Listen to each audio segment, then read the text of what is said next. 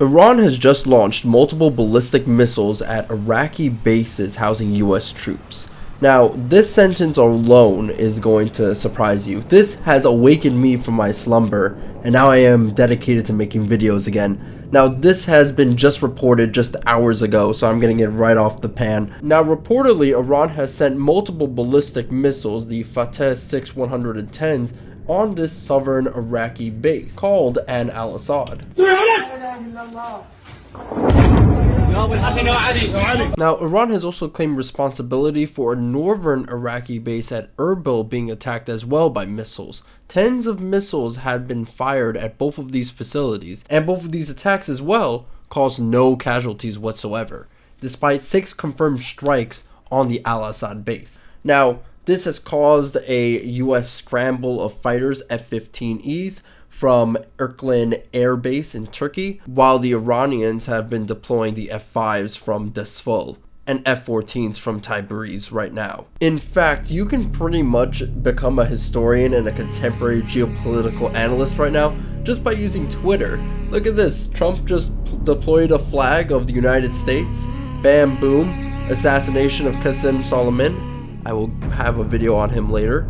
And then, bam boom, we have Dr. Saeed Jalil, who is already posting a picture of Iran over here, flopping out the Iranian flag in retaliation right at the same time as when Trump did the assassination. Now, so far, there's a confirmation that there are no casualties at this time. Now, alongside the Twitter picture, there was a statement by the IRGC, the Islamic Revolutionary Guard Corps, and they basically confirmed that the US military base in Iraq has been attacked by them, and they have assumed leadership and control over the situation. So this isn't like a different proxy group. And they have said that a US response will result in further retaliation. Regional allies will be responsible for assisting US response, will be directly targeted. Israel and the US are considered one, and the US must withdraw from the region. Now, what that means is unclear. Does that mean the Middle East? That includes Afghanistan and presences in different countries. Does that include just Iraq? We will have to see. Iran has also threatened retaliation against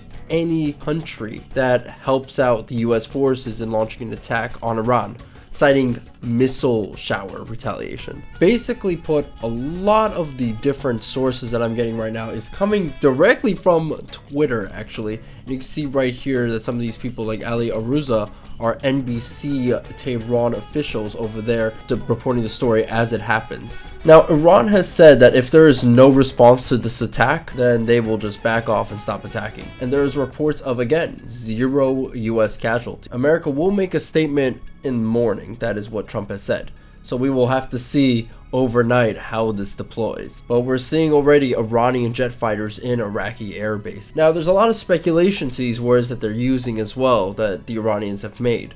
US and Israel are considered as one. US must withdraw from the region, so that includes that Israel also must withdraw any influence from the region. This would also mean as well that if the US and Israel are considered as one, and if they're going to respond to US aggression, that means that if Israel is attacking Iran, then that would incite a major conflict against US personnel and Israel. Or if the US attack, then Israel will be part of the first wave of attacks. Ultimately put, it's a very, very tense situation right now, and I have no idea if Iran, the country of my origin, is going to be annihilated or not. Regardless though, I do hope to talk about that soon before Iran just becomes a bunch of post-apocalyptic novels instead. Who knows, we might end up like Nod. Now, Saeed Jalil is the representative of the Supreme Leader to the Secretary of Supreme National Security Council. This guy over here is the head honcho, and a lot of the different Iranian senior officials are also tweeting out this Iranian battle cry flag here. This flag, this middle finger to the United States.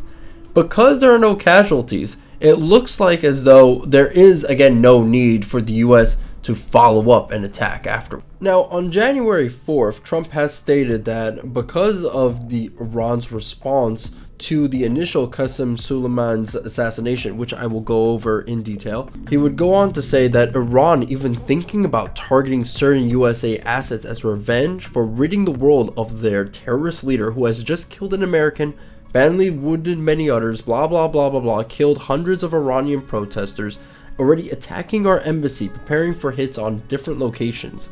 Iran has been nothing but problems for many years, and serve as a warning that if Iran strikes any Americans or American assets, that they will target 52 Iranian sites representing 52 American hostages taken by Iran many years ago. And some of these places range from places of high level and importance to cultural places to targets that will be probably important militarily. Iran will be hit very fast, very hard, and the USA wants no more threats.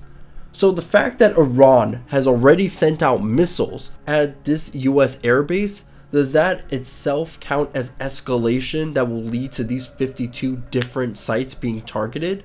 And seeing as though there are no US casualties, would these also have no casualties? I highly doubt about that, but regardless, what will this mean, as January 4th does intend that they will be hit hard if they attack at all. Now, he would later go on to say that the United States spent $2 trillion on the best military equipment, and that he will be testing this out on the Iranians without hesitation. It's honestly amazing the way that we experience history unfolding in the modern age, honestly. Because Iran has targeted an Iraqi base and has not really killed any US personnel, we can safely say that they either chose to do this on purpose, or luck had been on their side and their missiles were so terrible that they broke down and were not able to get to their intended targets that caused casualties. I think it's probably more of the throwing of the sand approach, as personally, it seems as though the missiles themselves had to be accurate enough to hit those targets at all, get into the general area. If they wanted to cause damage, they could have. And indeed, there are already proxy Iraqi groups that want to stage more attacks. And these groups Iran does have control over, but only to a small semblance of a degree. That doesn't mean that the proxy groups will go against Iran's wishes, but that does mean that these proxy groups can perform their own actions without the backing of Iran. And if Iran wanted to, they could have made this attack even more effective if they wanted to, but they chose to only use 12 missiles and seemingly have killed nobody. In this regard, this is more like throwing sand, a way of saving face. And considering the massive funeral procession that came out for Qasem Soleimani, I would understand that this is a way for the government to save face, but also as a way of de-escalating the situation. As if they wanted to do damage, they could have done damage, but they chose to instead show an act of force in order to at least portray themselves as being able to respond to this US aggression happening. But judging from their restraint, it shows that they are de-escalating. Trump has just tweeted about 32 minutes ago that all is well. Missile launched from Iran at 2 military bases. Assessment of casualties and damages taking place so far, so good. We have the most powerful and well-equipped military anywhere in the world, and by far, I will be making a statement tomorrow morning. Basically, what this means is there's probably no casualties at all, which is great. Iran has justified this whole attack, Article 51 of the UN Charter. And this itself is the reason for their aggression. Actually, even timing it exactly to when Qasem Soleimani was assassinated. Now, Javad Zarif, the foreign minister of the Islamic Republic of Iran, would make out the tweet that Iran took and concluded proportionate measures in self-defense under Article 51 of UN Charter, targeting the base from which cowardly armed attack against our citizens and senior officials were launched. We do not seek escalation or war. We will defend ourselves against any aggression. So again, sand on the fire, but we will have to see come morning. We'll have to see exactly how this pans out, but I am excited for all the memes that come out following World War III. If you want to check up on my channel to get the latest, let me know, and I will be doing topics on all these topics that pertain to World War III, Iran, the United States and its relationship to Iran, and many more. We have to get the content out somehow. Bye-bye.